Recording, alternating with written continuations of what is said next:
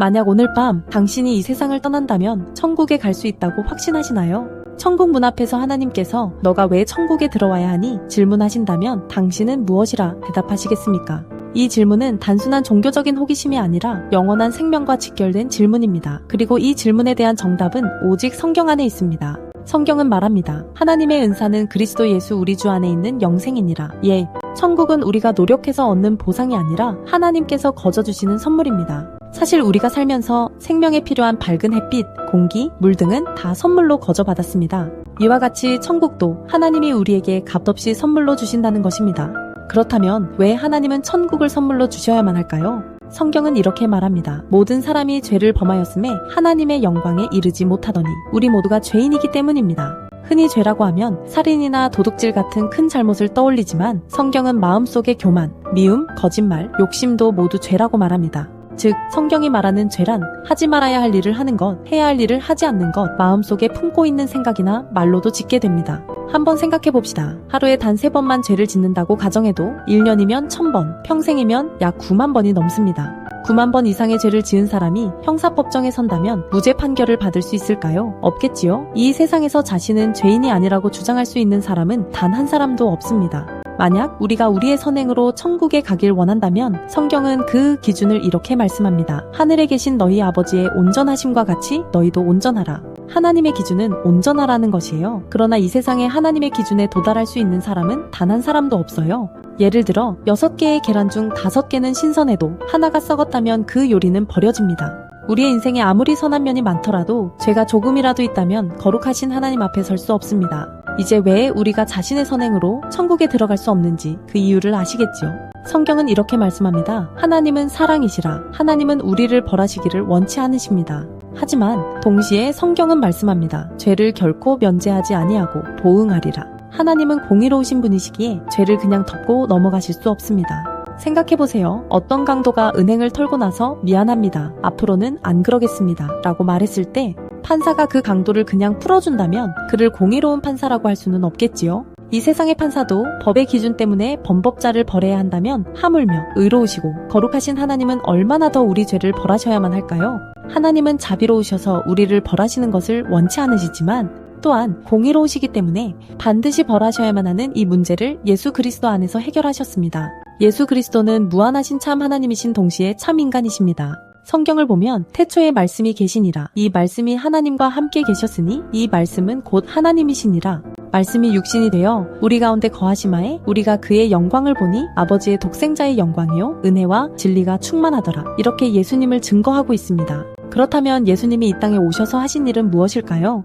예수 그리스도는 우리를 위하여 완전한 삶을 사시고 우리의 죄값을 대신 치르시고 우리에게 천국을 선물로 주시기 위하여 십자가에서 죽으시고 부활하셨습니다. 성경은 말합니다. 여호와께서는 우리 모두의 죄악을 그에게 담당시키셨도다. 하나님은 우리의 모든 죄를 예수님께 옮기셨고 예수님은 그 죄를 짊어지고 십자가에서 대신 죽으셨습니다.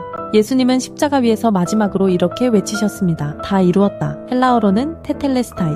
이 말은 상업적 용어로 완불되었다, 빚이 다 갚아졌다는 뜻입니다. 즉 범죄한 우리의 모든 죄값을 예수님이 대신 다 갚아주신 것입니다. 그리고 예수님은 사흘 만에 부활하셔서 우리에게 천국의 영생을 선물로 주시기 위하여 승천하셨습니다.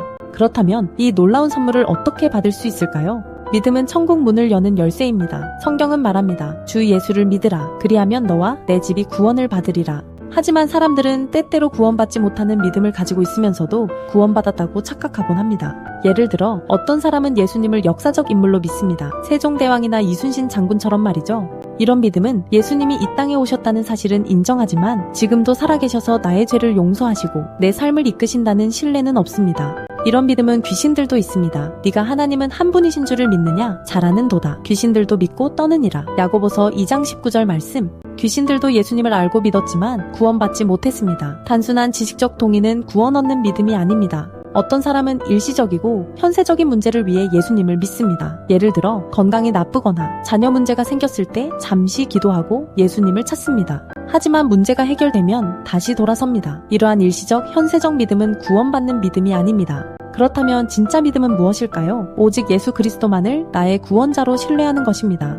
한번 상상해보세요. 의자가 있습니다. 제가 한 의자를 바라보며 말합니다. 이 의자가 여기 있다는 걸 믿습니다. 앉으면 편안할 것도 압니다. 하지만 저는 여전히 그 의자에 앉지 않고 서 있습니다. 그렇다면 저는 쉼을 얻을 수 있을까요? 아닙니다. 앉아야만 참된 쉼을 얻을 수 있습니다. 믿음도 마찬가지입니다. 예수님이 계시다는 사실만 안다고 구원을 받는 게 아닙니다. 나 자신을 온전히 맡겨야 합니다.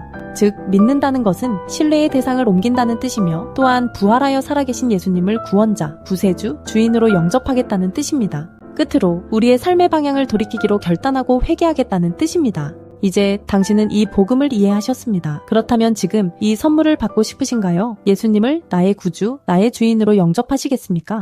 그러길 원하신다면 다음 기도문을 따라 기도해보세요.